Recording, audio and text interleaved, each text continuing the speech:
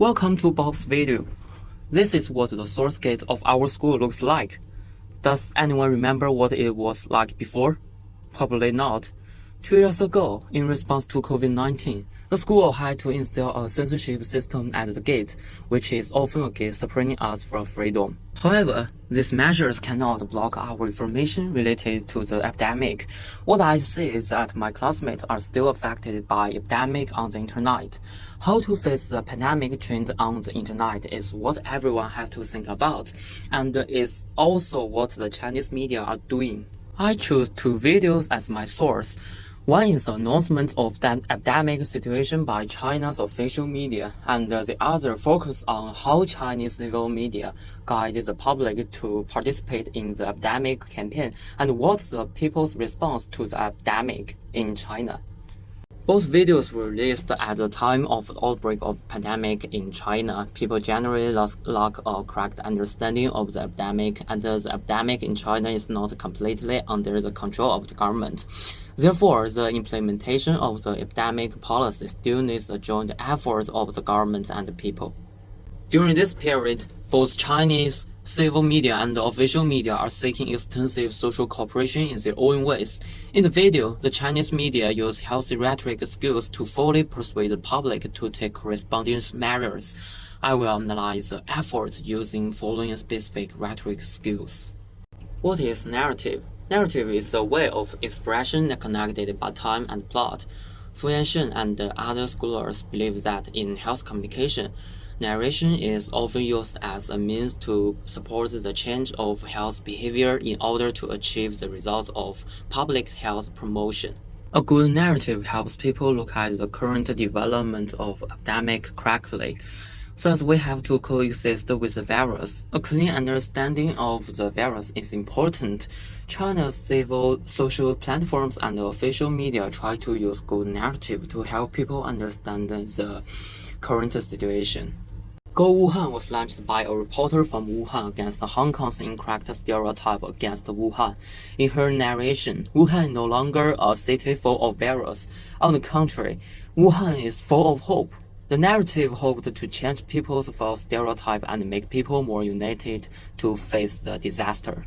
The same strategy are used in China's official media. It describes the epidemic as a common enemy with China and even humankind. Although we may be far from the epidemic area, each of us must face a disaster. The whole security should be motivated to face the disaster and inspire people's fighting morale. The second rhetorical strategy we want to discuss is metaphor. As a language power, metaphor can expand the people's cognition of the world. It is worth noting that some militarized metaphors are widely used in medicine and have a significant impact on people's risk perception and decision-making. The application of metaphor in mass media has stimulated people's fighting spirit against the epidemic. Both civil media and China's official media compare medical staff to angels, the strong shields. It can make people feel the greatness of medical staff more intuitively and confirm China's epidemic prevent policy. Many militarist metaphors are also used in Chinese media report. Firstly, militarist metaphor is more suitable for the narrative of COVID-19. For example, there is a corresponding relationship between the virus and the aggressor, brave soldiers and medical personnel. Such metaphors are more in line with people's way of thinking. Secondly, militarized metaphor means the difficulty of the situation. It is difficult to fight against the enemy, and the size of fighting against the epidemic situation is also the same. Connecting the battle with the epidemic situation makes people feel the urgency of the current epidemic situation in China. Fear is an important strategy for people to take action. Lawrence believes that fear is a tribute to the field of pathos, emotional appeal, which aims to stimulate the audience's instinctive response and stimulate their passion. Fear can deepen people's perception of risk severity. People often take actions to avoid fear. Xie Dan is a microfilm maker from China. Under his lens, Wuhan is no longer a prosperous in the past. The fear of Wuhan closure and the fear of hospital patients are reflected in his microfilms. Like the announcement of the risk of virus by China's official media, they strengthen the people's awareness of risk and hope people will do a good job in protection. There is not only fear of the disease, but also the fear of treatment. Patient Wang Chunhui showed the public how he became healthy from a patient. The official media also used a digital demonstration to explain the effectiveness of treatment to the public.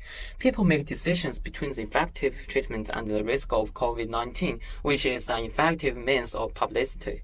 Chinese media use metaphor and pathos to awaken people's emotions. A veritable farmer in Sichuan province called on the people to help Wuhan in media. In his description, the people of Wuhan are brave soldiers and who need our support. It tried to persuade the public believe the help of the whole country has reduced the pain caused by the virus and increased the hope of victory. Alright, let's have a brief summary. Chinese media use narrative to describe the anti-epidemic situation as a heroic epic. The metaphor, especially the militarized metaphor, and fear are applied in the media and publicity as a strategy, hoping to unite the masses. As mentioned above, Xie Dan, Wang Chunhui, and the reporter in Wuhan, under the official notification chose this media strategy to spread the correct idea of theirs. In these darkest days, this media use their own ways to clarify the direction for the Chinese people who are at a loss. This is another school gate after the school left the censorship system. In China, the epidemic is improving. We are also beginning to be allowed to leave the campus freely. Chinese media also keep telling the story with vivid narration and various health rhetoric skills. They tell us, please believe, we will have a bright future.